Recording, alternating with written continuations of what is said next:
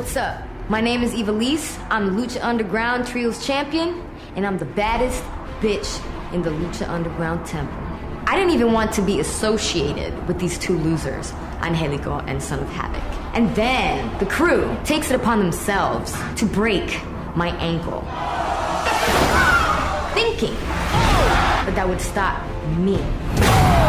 That is payback from the baddest bitch in the building. Well, somebody had to take charge. Look at Ivelisse pointing to the corners. She's calling for it. Let's go, let's go. Go punch, Son of Havoc. Tonight is fight. I managed to capture the Trios Championship. Tonight, Ivelisse can stand and say she is a pioneer in this great sport. Ultima Lucha, where anything goes. All titles are on the line. The chance to make history. Of course, the highlight will be myself, the baddest bitch in the building, and my two loser members, Angelico, Son of Havoc, don't matter, versus the Disciples of Death.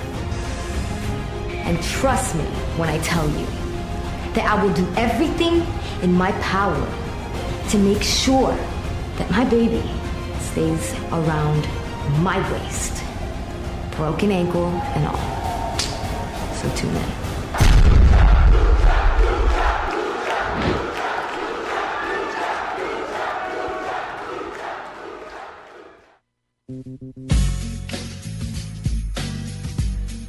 What's going on, everybody? Welcome to this week's podcast of the Pro Wrestling Experience, the fastest rising pro wrestling talk show in the world. We cover all things professional wrestling and sports entertainment here and around, and we like to promote the history and the positivity of pro wrestling. And one of the great things that's brought to us in pro wrestling this past year is a great TV show and a great group out of Boyle Heights, California.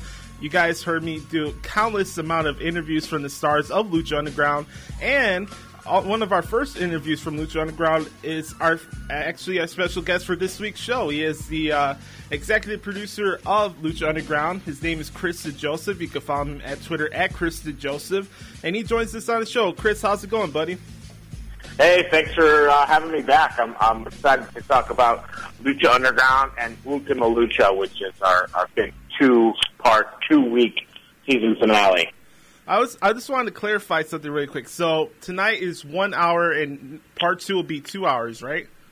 Correct. So it's 3 hours altogether, basically like a pay-per-view on TV for free over 2 weeks. So it is pretty awesome, pretty exciting. I just got out of watching it late last night, and it's a tremendous 2-part episode. Let me ask you this, Ian.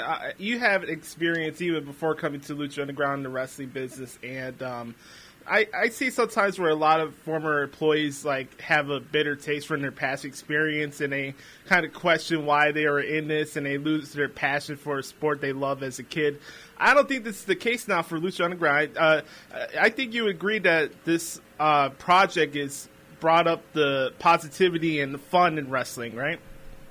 Yeah, I think for anything, I think it even goes as far as, not just fans of the show who like it and have found, I get, hundreds of messages or tweets and things telling, saying that people have, Lucha Underground has helped people find their love of wrestling again. But I think that's even true for the people that for some of the people that are on the roster and even me, on the staff. I came from WWE, and I kind of had a bad taste in my mouth about wrestling and about, creative direction of it, and we had the opportunity to kind of change things up and do something special with Lucha Underground. So that's been an awesome positive effect of it. What would you say is the biggest thing you're taking away from this season of Lucha Underground? The biggest thing I'm taking away, I think, I think it's the overwhelmingly positive response is something that I think I'm definitely taking away. I never expected people to embrace the show the way that they have. We have some real passionate fans and people that really like the show and are really into it. And I never really expected it, especially coming from, wrestling fans can be tough to please. And, I know from experience when I worked at WWE, it's a tough audience, and they expect good stories and great wrestling, and we were able to deliver, I think. One of the great things I've noticed about getting to cover Lucha Underground each and every show for BetweenTheRoads.com and doing these interviews for the show is that for me, as watching as a fan, and a lot of people have to talk about who's going to be the next company or next thing that's going to give WWE a run for their money. I don't really pay attention to that as far as business-wise, because honestly, how can you do that in today's marketplace? But as far as like TV is concerned and the entertainment of the show, what I like about Lucha Underground is the fact that you guys establish who you are, and you're not worrying about what other wrestling companies are doing. Like, so many times I've seen, like, from ECW or even in the early days of ROH, they had to talk about, oh, this is not sports entertainment, this is professional wrestling or whatever. You guys establish who you are, and you let the fans speak for yourselves. Yeah, absolutely. I mean, sure, every once in a while we'll have a little jab here and there, but we try to keep it subtle and fun. Like, I mean, I'm a fan of all wrestling and all the promotions, and I think the more that are out there, the better. But we wanted to establish ourselves as a different product, and like you said, we just want our product to speak for itself. We're not here to compete with the WWE. We're just here to make a great television show.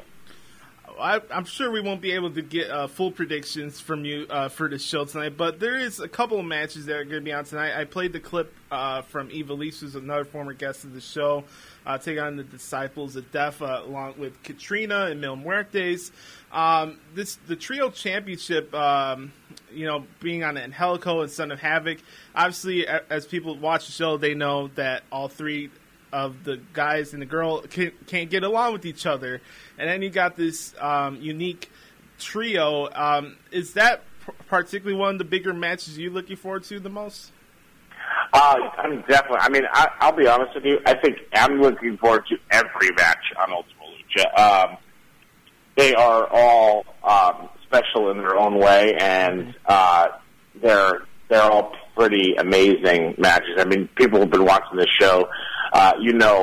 When Angelico, Eva Lise, and Son of Havoc step in the ring to basically to steal a phrase from another show I've worked on, Big Brother, expect the unexpected, and it's a lot of fun. So tonight there'll be three big matches. We'll start the show off with Falls Count Anywhere between the Mac and the Machine Cage, and then we'll have our trios titles match between Team Havoc, I'll say, or some people say Team Eva Lise or Team Angelico, depending on they want to fight over it. Team Dysfunctional versus the Disciples of Death, and we'll finish things off with the first time ever the believers, the fans in our Lucha Underground Temple will be involved in a match.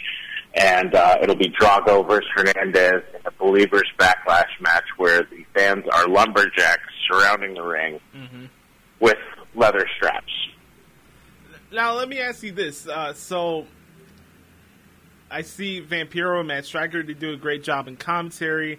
You said you had experience with WWE, and there's some other guys during your time period there that's on the roster now. Who from those guys have stood out the most and made improvements since you worked with them in your early days in WWE?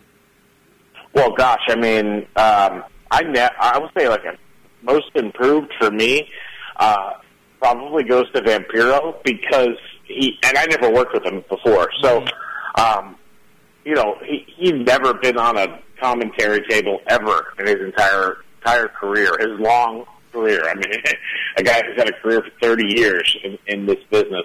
And, at first I think he was a little rough around the edges, but as we kind of progressed through the season, him and Stryker really kind of found a rhythm and a great rapport on commentary. So, I mean, those guys have been tremendous to work with. I mean, as far as the talent in the ring, I would say if anybody, I think, has stepped up their game, it's probably Johnny Mundo, formerly John Morrison, for those who don't know.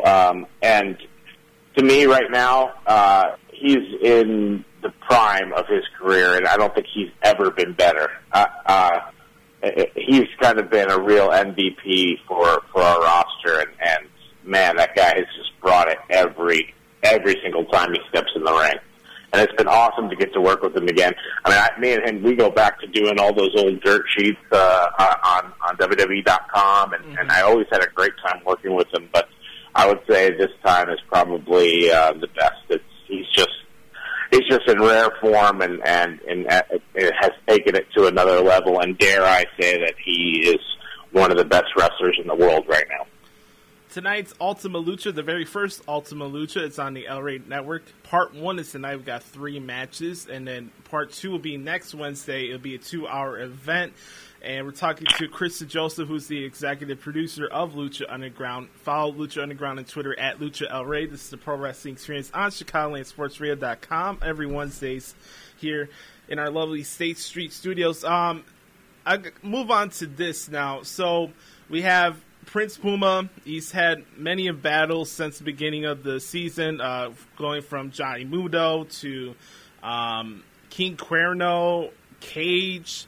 Now he's stuck with Mil Muertes. And Conan gives advice here and there. He's not on every show, but what's your expectations from this match? And, Mil Muertes had the great Graves Consequences match with Phoenix a couple months ago. But now he's back. He's more dominant than ever with Katrina.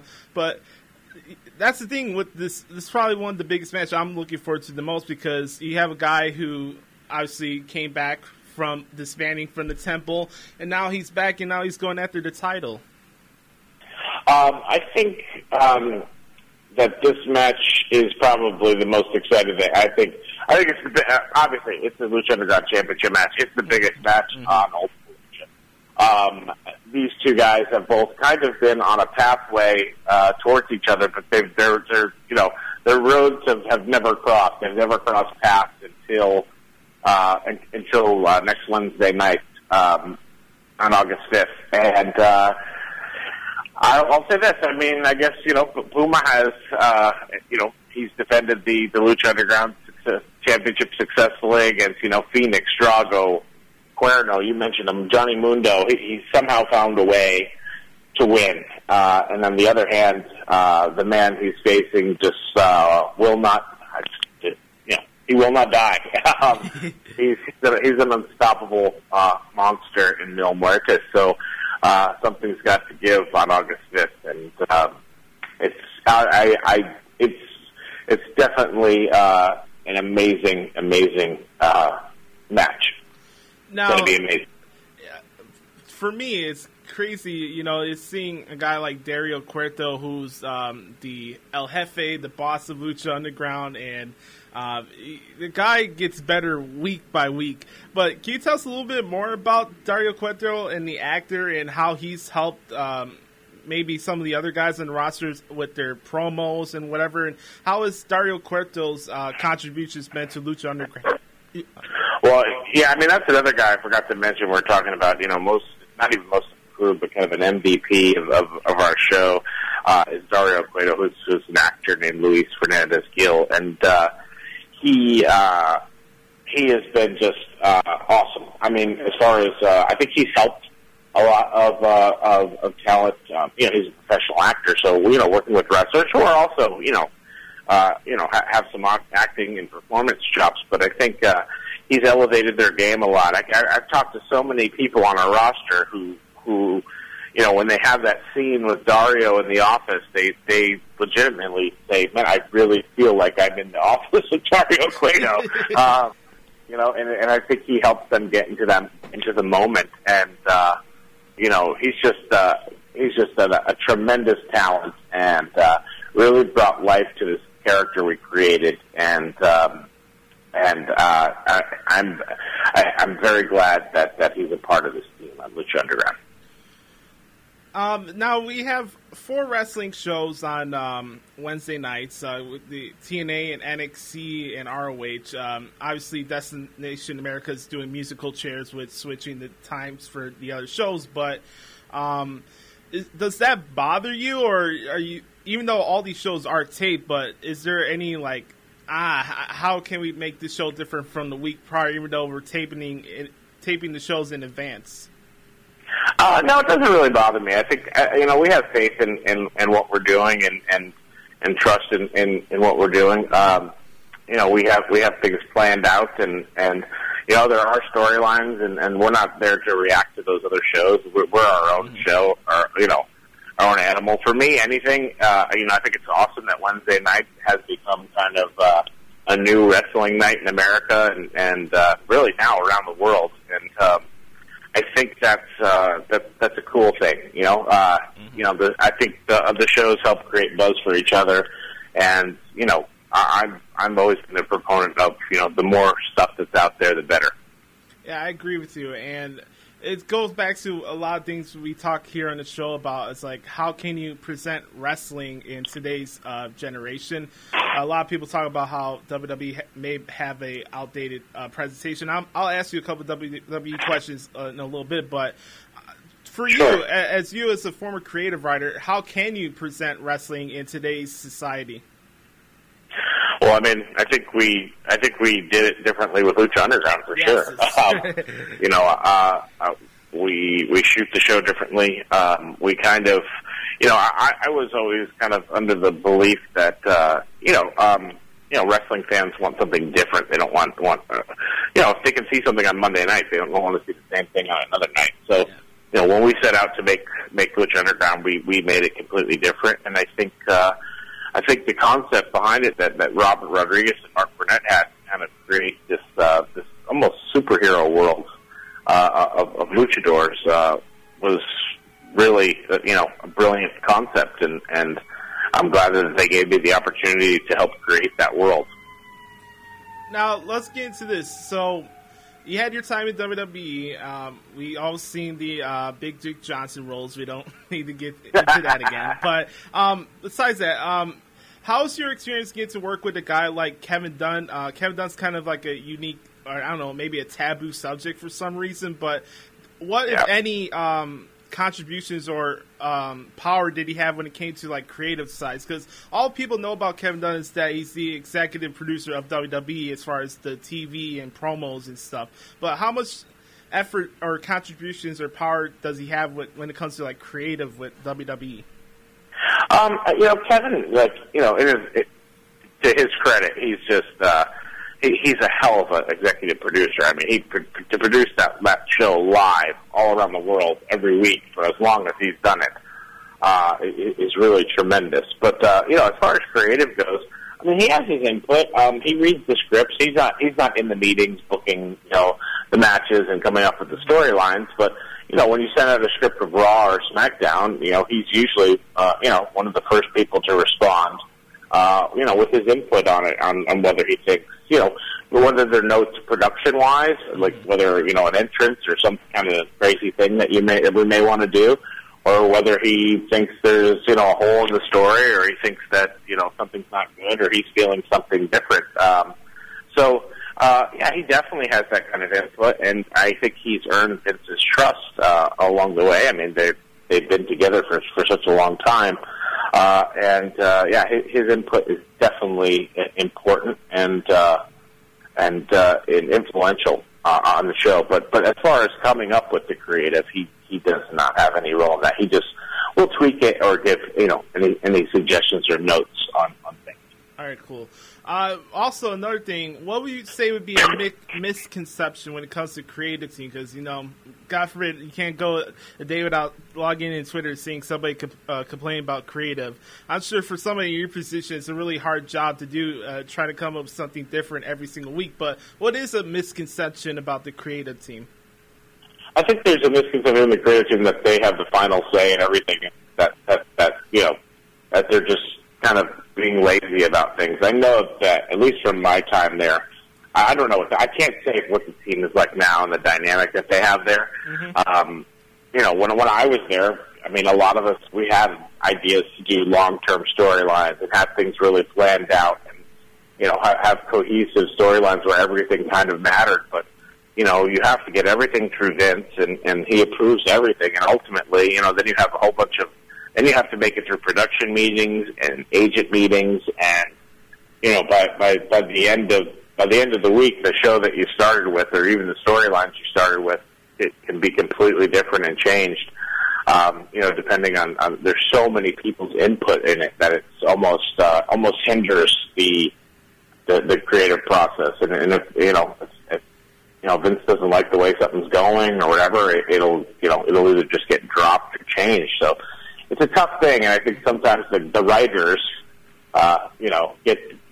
catch a bad rap for it. But in the end, it's really that I think they're trying to put their best foot forward, but sometimes with all the changes and tweaks and stuff that's made, it doesn't necessarily turn out as planned.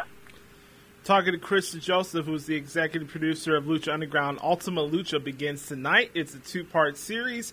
You got 3 matches tonight, big matches. You got the Mac against Cage. You got Drago versus Hernandez. The fans get to bring strats and can whack them. It's kind of like a lumberjack type of match, but it's going to be pretty cool. And then, of course, you got the Lucha Underground Trios Championship match with Team Dysfunctional against the Disciples of Death. A couple more things before I let you go, buddy. Yeah, do you have any, if any, thoughts about this Hulk Hogan thing and how maybe the media picks out the littlest things to support their narrative? And it's like sometimes wrestling, even for the littlest things they do good, the mainstream never talks about it. But here you go, a guy like Hulk Hogan, and it's the biggest thing in the world. Yeah, I mean, hey, Hulk Hogan is an icon, and in the especially throughout the 1980s, he's probably, famous second only to like the Pope or most recognizable person. And I think that when those kind of comments are made and found out about it, it's a tough thing, and the media is going to grill you. And I don't really find the things that he said acceptable at all. It's up to WWE how they handle their business with him, and that's really all I have to say. I don't really agree with anything that Hulk Hogan said. I think it's, quite honestly, it's horrible. Yeah. But, hey, when you're in the public eye, sometimes the media, they grab a whole, sink their teeth into something like this, and it can be tough, and it can bring you down. But, hopefully, he can, apologize, and hopefully he can move on from this. So I really don't have much to say. I've had a good time where I've worked with Hulk, and, it is what it is. I wish him the best, and hopefully he can, find it in his, somehow, change, because his attitude is the wrong way to go. Yeah. One last thing, and this will be a 2-part question, but this season of Lucha Underground has been fantastic. I literally look most forward to covering this show more than any wrestling show each week, and especially with it being an hour show, and it gets better week by week. And a lot of fans want to know, will there be a second season of Lucha Underground? I cannot answer that. All I can say is watch Ultima Lucha, and maybe we'll give you some hints, or maybe you'll see. Our storylines are headed that way. We have ideas of what we want to do for a second season, but at this point, I'm unable to say anything about that. So I wish I could, but I can't. And but I will say, we started this, and hopefully we're going to get to continue to do it. You can follow Chris at Twitter at Chris DeJoseph. Chris, I had a great time getting to talk to you. You're a great guy, great opinions, and you're doing a major job with Lucha Underground. All the best with Ultima Lucha. It's going to be a lot of fun for these next 2 weeks, and thanks for taking your time to come on the show today. No, thank you so much. And everybody, please, if you can, tune in and watch Ultima Lucha. I know Chicago is a great sports and wrestling town. Probably my favorite city in the world for wrestling. So watch the show. Hope you guys enjoy it. And hopefully maybe one day Lucha Underground can come to Chicago. I think that would be awesome. That'd be a lot of fun. And I hope I get to meet you there. Yeah, that would be great. So everybody, take care. Thanks for having me on. And watch Ultima Lucha tonight at 8 o'clock Eastern, 7 Central on the El Rey Network.